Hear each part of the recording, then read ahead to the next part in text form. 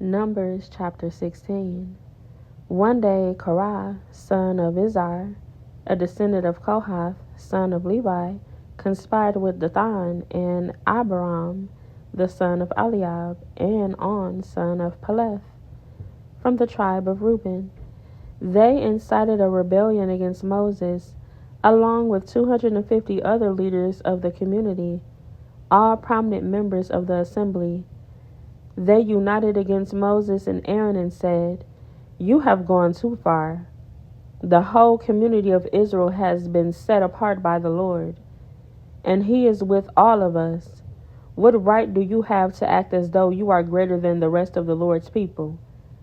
When Moses heard what they were saying, he fell face down on the ground. Then he said to Korah and his followers, "Tomorrow morning the Lord will show us who belongs to Him and who is holy. The Lord will allow only those whom He selects to enter His own presence. Korah, you and all your followers must prepare your incense burners. Light fires in them tomorrow, and burn incense before the Lord. Then we will see whom the Lord chooses as His Holy One. You Levites are the only ones who have gone too far."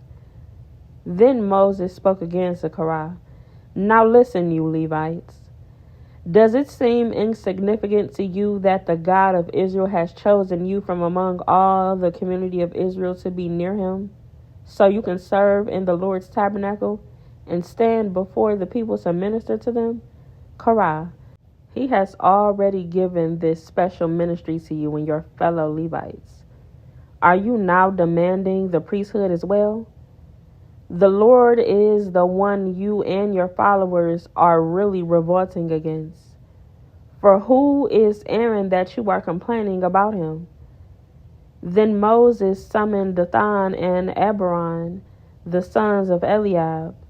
But they replied, "We refuse to come before you. Isn't it enough that you brought us out of Egypt, a land flowing with milk and honey, to kill us here in the wilderness, and that you now treat us like your subjects? What's more, you haven't brought us into another land flowing with milk and honey. You haven't given us a new homeland with fields and vineyards. Are you trying to fool these men?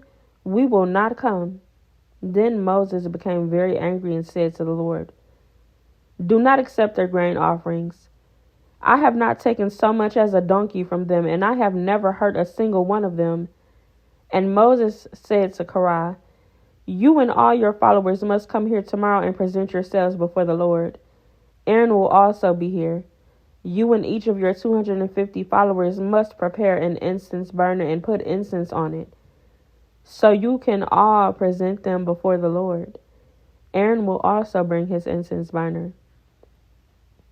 So each of these men prepared an incense burner, lit the fire, and placed incense on it.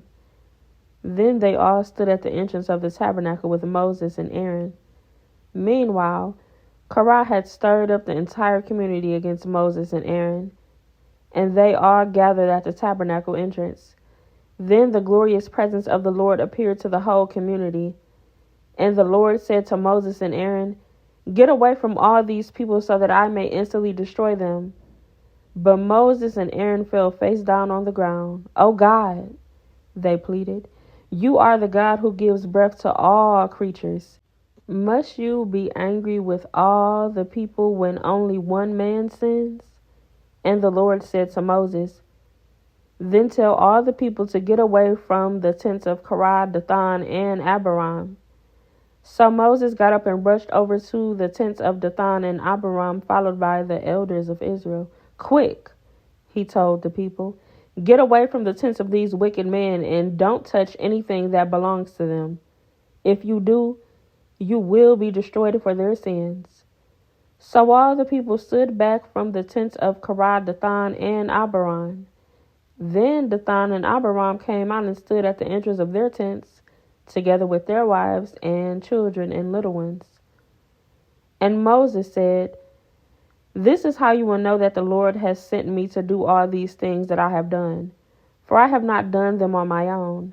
If these men die a natural death, or if nothing unusual happens, then the Lord has not sent me. But if the Lord does something entirely new and the ground opens its mouth and swallows them and all their belongings, and they go down alive into the grave, then you will know that these men have shown contempt for the Lord." He had hardly finished speaking the words when the ground suddenly split open beneath them. The earth opened its mouth and swallowed the men, along with their households and all their followers who were standing with them and everything they owned. So they went down alive into the grave, along with all their belongings. The earth closed over them, and they all vanished from among the people of Israel. All the people around them fled when they heard their screams. "The earth will swallow us too," they cried. Then fire blazed forth from the Lord and burned up the 250 men who were offering incense. And the Lord said to Moses, "Tell Eleazar, son of Aaron, the priest, to pull all the incense burners from the fire, for they are holy. Also tell him to scatter the burning coals. Take the incense burners of these men who have sinned at the cost of their lives, and hammer the metal into a thin sheet to overlay the altar. Since these burners were used in the Lord's presence, they have become holy. Let them serve as a warning to the people of Israel."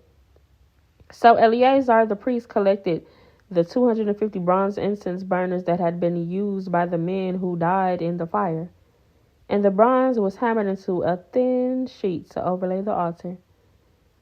This would warn the Israelites that no unauthorized person, no one who was a descendant of Aaron, should ever enter the Lord's presence to burn incense. If anyone did, the same thing would happen to him as happened to Korah and his followers.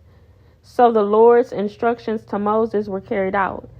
But the very next morning, the whole community of Israel began muttering again against Moses and Aaron, saying, "You have killed the Lord's people." As the community gathered to protest against Moses and Aaron, they turned toward the tabernacle and saw that the cloud had covered it, and the glorious presence of the Lord appeared. Moses and Aaron came and stood in front of the tabernacle, and the Lord said to Moses, "Get away from all these people so that I can instantly destroy them." But Moses and Aaron fell face down on the ground, and Moses said to Aaron, "Quick, take an incense burner and place burning coals on it from the altar. Lay incense on it and carry it out among the people to purify them and make them right with the Lord. The Lord's anger is blazing against them. The plague has already begun." Aaron did just as Moses told him and ran out among the people. The plague had already begun to strike down the people, but Aaron burned the incense to purify the people. He stood between the dead and the living. The plague stopped, but 14,700 people died in that plague, in addition to those who had died in the affair involving Korah. Then, because the plague had stopped, Aaron returned to Moses at the entrance of the tabernacle.